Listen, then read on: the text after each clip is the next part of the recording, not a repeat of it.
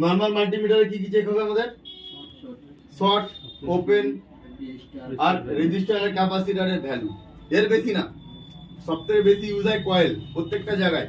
তাকে চেক করতে গেলে এলসিআর মাল্টিমিটার ইউজ করতে হবে, তার ভ্যালুগুলোকে চেক করতে গেলে। মাথায় রাখবে কথাটা।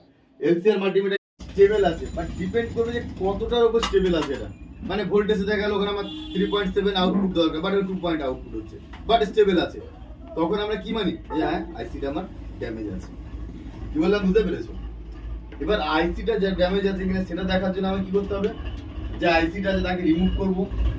করতে গেলে আমরা হয়তো তুলে মাপতে পারবো, কিন্তু বলতে পারবো না এর ভ্যালু ছিল। এই ক্যাপাসিটরের ক্ষেত্রে কি আছে? এর গায়ে ভ্যালুটা লেখা আছে। আমাদের কিন্তু গায়ে কোনো ভ্যালু লেখা থাকবে না। আমাদেরকে তার ভ্যালু দেখতে গেলে লেআউটে গিয়ে সেটাকে কপি করে ডায়াগ্রামে গিয়ে পেস্ট করে দেন ওর ভ্যালুটা